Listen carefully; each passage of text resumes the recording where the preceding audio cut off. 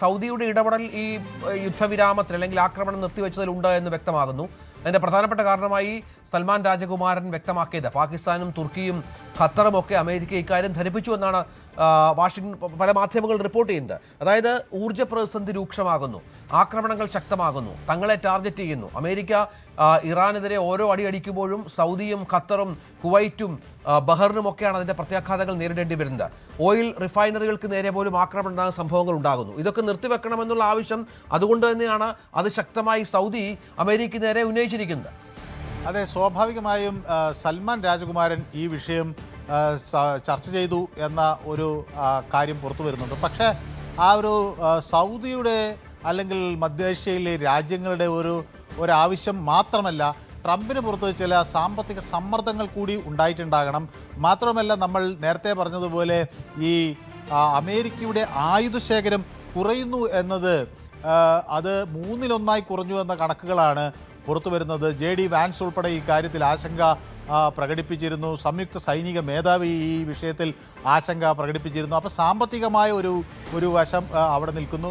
മറ്റൊന്ന്, സൈനികമായ കാര്യങ്ങൾ അമേരിക്കയ്ക്ക് തിരിച്ചടിയാകുന്നു എന്നത് മറുവശത്ത് നിൽക്കുന്നു. ആഗോള രാജ്യങ്ങളുടെ ഒരു സമ്മർദ്ദം ഉണ്ടാകുന്നു.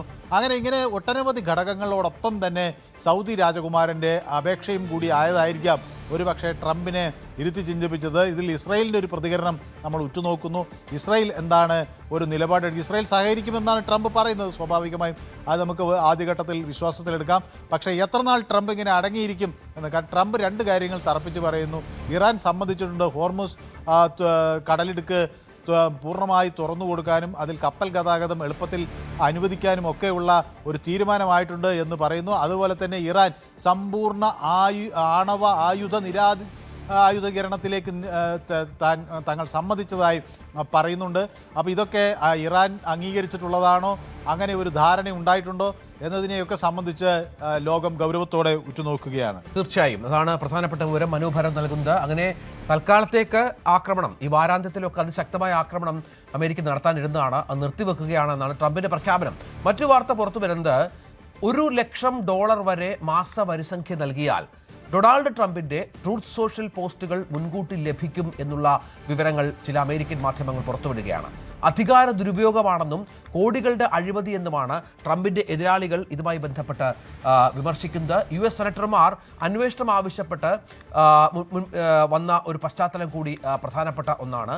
പുതിയ പണമടച്ചുള്ള, അതായത് ട്രംപിന്റെ ട്രൂത്ത് സോഷ്യൽ പോസ്റ്റുകൾ നേരത്തെ ലഭിക്കുന്നതിനായി പുതിയ പണമടച്ചുള്ള ഡേറ്റ സേവനം ആരംഭിച്ചതോടെയാണ് അമേരിക്കയിൽ ഇത് വലിയ വിവാദ കൊടുങ്കാറ്റ് ഉയർത്തിയിരിക്കുന്നത്.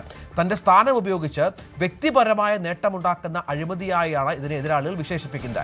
ട്രംപിന്റെയും മറ്റ് പ്രമുഖരുടെ അക്കൗണ്ടിൽ നിന്നുള്ള പോസ്റ്റുകൾ തത്സമയം അതിവേഗം ഉപഭോക്താക്കൾക്ക് എത്തിച്ചു നൽകുന്ന പുതിയ സബ്സ്ക്രിപ്ഷൻ സേവനത്തിന് ഇന്നലെയാണ് Trump media and technology group ഔദ്യോഗികമായി തുടക്കമിട്ടത്.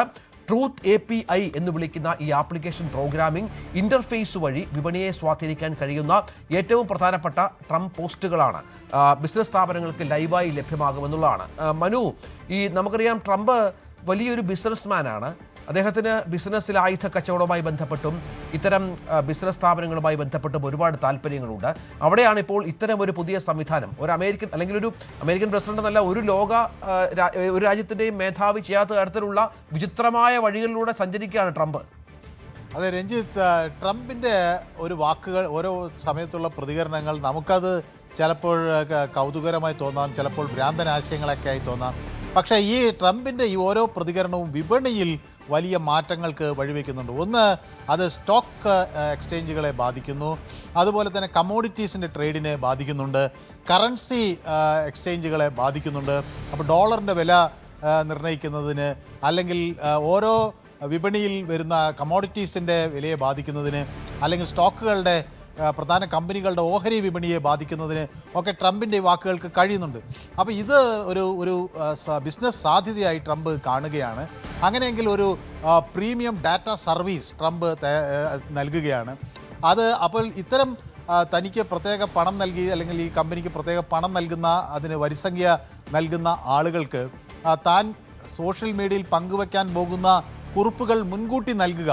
അപ്പോൾ ചില വലിയ ഇത്തരം സ്റ്റോക്ക് സ്ഥാപനങ്ങളെ സംബന്ധിച്ചിടത്തോളം ചെറിയ ഒരു മൈക്രോ സെക്കൻഡ് പോലും വളരെ നിർണായകമാണ്. അപ്പോൾ ഒരു മൈക്രോ സെക്കൻഡിന് മുന്നോ അല്ലെങ്കിൽ ഒരു സെക്കൻഡിന് മുന്നൊക്കെ ഇത്തരം ഈ വിവരങ്ങൾ ലഭിക്കുന്നത് അവർക്ക് വിപണിയിൽ വലിയ ഇടപെടൽ നടത്താൻ അവരെ സഹായിക്കും.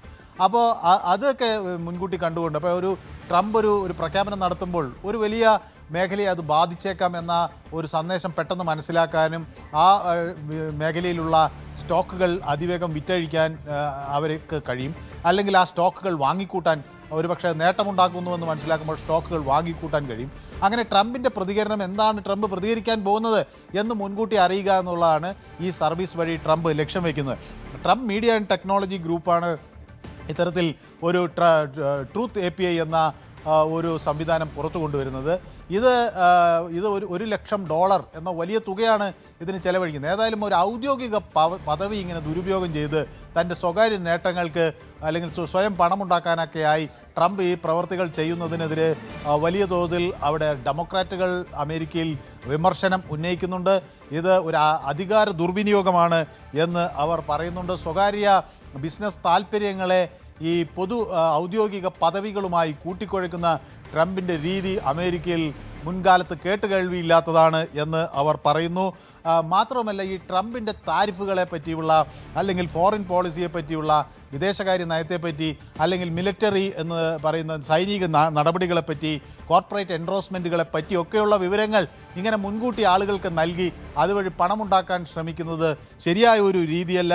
ഇത് ഒരു ഹൈ ഫ്രീക്വൻസി ട്രേഡിംഗ് നടത്തുന്ന സ്ഥാപനങ്ങൾക്ക് ഇത് വലിയ നേട്ടമാകും.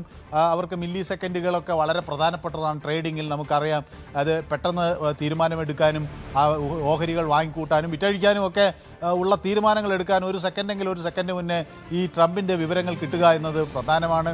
അപ്പോൾ അത് ഒരു വശത്ത് അതിനുവേണ്ടി മത്സരിക്കുന്ന ധനകാര്യ ഇത്തരം ട്രേഡിംഗ് സ്ഥാപനങ്ങൾ അത് ഉറ്റുനോക്കുന്നു. പക്ഷേ അത് അമേരിക്കയുടെ പൊതുജനത, ഡെമോക്രാറ്റുകൾ, രാഷ്ട്രീയ നേതൃത്വമൊക്കെ അതിനെ വിമർശനാത്മകമായാണ് കാണുന്നത്. ശരി, മനു ഭരതാണ് വിവരങ്ങൾ പങ്കുവച്ചത്. ഏതായാലും ട്രംപിന്റെ ഓരോ വിചിത്ര വഴികളെക്കുറിച്ചാണ് മനു സംസാരിച്ചത്. കൂടുതൽ വാർത്തകൾക്ക് News 18 Keralam YouTube channel subscribe ചെയ്യുക.